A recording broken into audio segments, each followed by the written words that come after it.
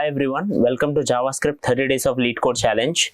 Now we are here today with another problem 2726. Today our problem number is 2726. You can see it here, calculator with method chaining. So we need to implement a calculator code and we need to write a basic method chaining. First of all, what is a method chaining? Basically, method chaining means you take it any kind of function. For example, there is a function 1, okay, and you will write something about it, and you have another function 2, and you have something about it. Imagine you have an object. On that object you applied these functions. There is an object here and you apply this function. If I write it object 1 dot function 1, so you know that the function 1 will run. This is very easy. So the method, when you are writing the method 1 and the object dot method 1, it will turn it very easily. But what if on this result, the result whichever you got it from the fn 1 and you are applying it on another one, it's like 2 or another one. If you want to apply another method dot 3, it's like method chaining is a technique of applying multiple methods on a single object sequentially in a single line. This technique helps the readability of the code and the execution of a code in a simpler way. For example, let's take a simple value, a string named JavaScript. Now on this string I am just performing here. Imagine this string is an object value, and here I am performing some values like this, where I am writing obj dot to uppercase, and then I'm writing dot kind of split, I'm writing kind of comma. So basically what is happening here, first it will convert this JavaScript into uppercase 1 and then it will apply the split case. So you are applying two methods on a single object. This is called method chaining. And let's implement the same thing here in our case. Now here we are having it something calculator class. Okay, design a calculator class. Basically they only gave one class named calculator. You can check it in our code right side, right? And the class should provide a mathematical operations of addition, subtraction, division, multiplication and the exponential. If you go here, this class they already gave it here: addition, add, subtract, multiply, divide and the power. That's nice. And the get result also they gave. Now if I go here, it should allow consecutive operations to be performed using method chaining technique, which we discussed till now. And the calculator class constructor should accept a number which serves as the initial value of a result. So there is something called result. The initial value is the constructor accepted value. So I can write it here. This dot result equals to value. So that whatever the value which is given by in the constructor parameter, that is a basic initial value. Now I got the initial value and I store the initial value in something called result.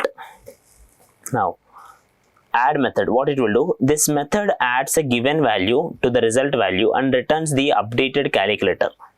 So it will do this dot result plus equals to value.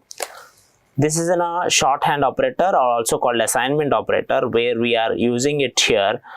We are using it kind of plus equals to, which is means this dot result equals to this dot result plus value, which is like it will take the previous value and add this current value and then will become a new value. Also you should return this. I'm returning this particular one. Basically this means current calling object. Whatever the object which is performing this, it will be returned here. Now the same logic applies for the subtraction, I hope.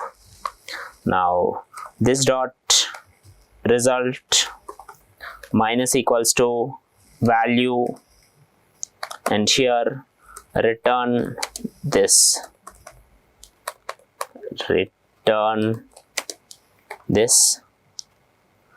Then next, this dot multiplication, which is nothing but this dot result equal asterisk equals to, which is multiplication asterisk value, and this dot return this, so we are returning it.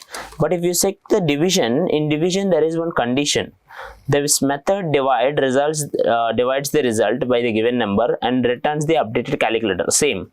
But if the past value is 0, then the division should throw an error. This is interesting. Why? Because the division with 0 is not possible. So whenever you go here, you should check it.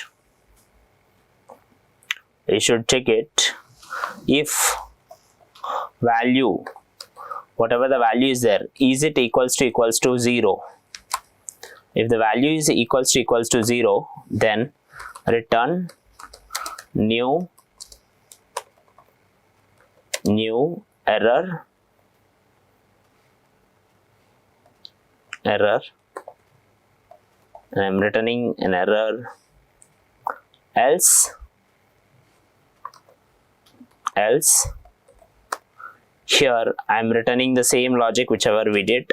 This dot result slash equals to this dot result slash equals to the value, so that it will take it, and then I'm returning this. So you don't need to return this, you will just calculate first and then return the updated value. You should not directly return the values. Same thing applies for exponentials, powers. You can use math.pow. There is one great thing named math.pow, or you can use directly an explanation, which I'm trying it an explanation one because math.pow is easy, which most people know it. This dot result double asterisk equals to value. Double asterisk represents power. 2 double asterisk 3 will become 2 power 3 in JavaScript.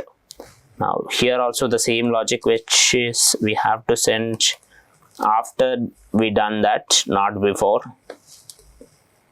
Now not but not least one, they are asking get the result. Let's check it. What is the get result means? Get result will return the result, which is return this dot result. So which makes it solve within 10 to the power of minus 5 of the actual result are considered correct. Let's check it upon. And here the calculator get result is not a function. Here we are having it something, an error got thrown. We returned instead of throw.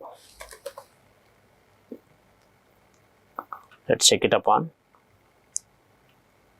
Now the errors should not be returned, should be thrown. The difference is when you return, the value will be stored wherever you call them, but when you throw them, it will directly go to the catched one. So which is a try catch blocks. If anyone is not familiar, you can check it our previous ones where we discussed the try catch blocks. Yeah, it accepted the solution, which is 61 milliseconds. So that you can submit it and it accepts it.